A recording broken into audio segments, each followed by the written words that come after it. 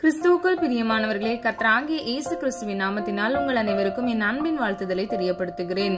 இன்று கர்த்தர் உங்களுக்காக கொடுக்கும் ஆசீர்வாத வசனம் எரேமியா 17வது அதிகாரம் 7வது வசனம். கர்த்தர் மேல் நம்பிக்கை வைத்து கர்த்தரை தன் நம்பிக்கையாக கொண்டிருக்கிற மனுஷன் பாக்கியவான். ஹல்லேலூயா. பாக்கியவன் என்றால் ஆசீர்வதிக்கப்பட்டவன். பிரியமானவர்களே, இதில் 2 காரியத்தை நம்ம பார்க்கிறோம். முதலாவது, கர்த்தர் மேல் நம்பிக்கை வைக்க வேண்டும். இரண்டாவதாக, கர்த்தரை தன் நம்பிக்கையாக கொண்டிருக்கிற மனுஷன். முதலாவது நம்பிக்கை வைக்கணும், இரண்டாவது நம்ம கிரியை செய்யணும். நம்ம நம்பணும் அப்படின்னா நம்ம என்ன செய்வோம்? விசுவாச அறிக்கை செய்வோம், ஸ்தோத்திரம் சொல்லுவோம். எல்லா சூழ்நிலைகள், போராட்டங்கள், பிரச்சனைகள்ல கூட நம்ம சந்தோஷமா இருப்போம். அதுதான் பிதாவின் சித்தமாக இருக்கிறது.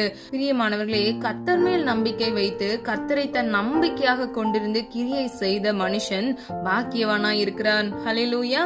அது மாத்திரமல்ல, 1ஆம் சங்கீதம் 2வது வசனத்தின்படி கர்த்தருடைய வேதத்தில் பிரியமாயிருந்து இரவும் பகலும் அவருடைய வேதத்தில் தியானமாய் இருக்கிற மனுஷன் பாக்கியவான். ஹல்லேலூயா.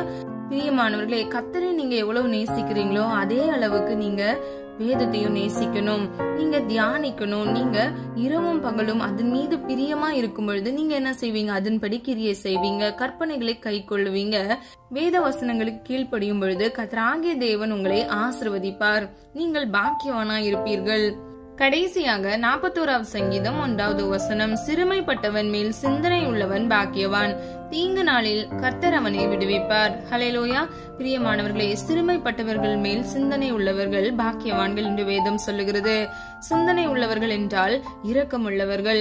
பிரியமானவர்களே, நம்முடைய தேவன் இரக்கத்தின் தேவன். நீங்க பிறருக்காக இறங்கும் பொழுது கர்த்தர் உங்களுடைய தீங்கு நாளில் உங்களை விடுவித்து உங்களை பாதுகாப்பார். சத்ருவானவன் உங்களுக்கு விரோதமாக கொண்டு வருகிற எல்லா போராட்டங்கள், பிரச்சனைகள், சதி தந்திரங்கள், தீங்கின் காரியங்கள் எல்லாவற்றிலும் இருந்து கர்த்தர் உங்களை விலக்கி பாதுகாப்பார், உங்களை ஆசீர்வதிப்பார். ஹல்லேலூயா.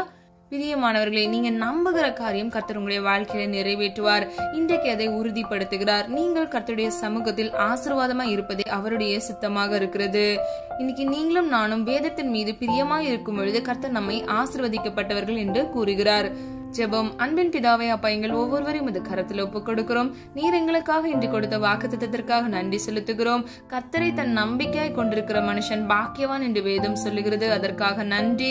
இரவும் பகலும் ஆண்டவரே, உம்முடைய வேதத்தில் பிரியமாய் இருக்கிற மனுஷனும் பாக்கியவான் என்று வேதம் சொல்லுகிறது. எங்களுடைய இருதய பலகையில் ஆண்டவரே உம்முடைய கற்பனைகளை எழுதி உம்முடைய வார்த்தைக்கு நாங்கள் கீழ்ப்படிய கர்த்தர் தாமே எங்களுக்கு கிருபை செய்யுங்க. ஒவ்வொரு பிள்ளைகளையும் இயேசுவின் நாமத்தினால் ஆசீர்வதிக்கும்படியாய் ஜெபிக்கிறேன். சரீரத்தில் உள்ள எல்லா பலவீனங்களையும் கிறிஸ்து இயேசு அன்பினால் அப்பா சுகப்படுத்துவீராக. பிள்ளைகளுடைய வாழ்க்கையில இருக்கிற எல்லா தடைகளை உடைக்கிறவர் தகர்த்தெறிந்து இயேசுவின் நாமத்தினால் அப்பா ஆசீர்வாதங்களை காண கிருபை செய்யுங்க. அதி சீக்கிரத்தில் ஆண்டவரே உடைய பிள்ளைகள் நம்புகிற காரியம் உடைய வாழ்க்கையில நடக்க கர்த்தர் தாமே உடைய சித்தத்தின்படி கிருபை செய்வீராக. உடைய நாம மாத்திரம் மகிமைப்படுவதாக. இந்த நாள் முழுவதும் கண்மணி போல் பாதுகாத்திரதற்காக நன்றி செலுத்துகிறோம். கர்த்தர் தாமே அப்பா உடைய பிள்ளைகளை ஆசீர்வதித்து பிறருக்கும் ஆசீர்வாதமா இருக்க கிருபை செய்யுங்க. உடைய நாம மாத்திரம் மகிமைப்படுவதாக. தாழ்த்துகிறோம், வெறுமையாக்குகிறோம். இப்ப இயேசு கிறிஸ்துவின் மூலம் ஜெபிக்கிறோம் பிதாவே, ஆமென். பிரியமானவர்களே, இந்த வீடியோ உங்களுக்கு பிடிச்சிருந்துச்சுன்னா லைக் பண்ணுங்க, சப்ஸ்கிரைப் பண்ணுங்க மற்றும் பெல் ஐகான் கிளிக் பண்ணுங்க. God bless you.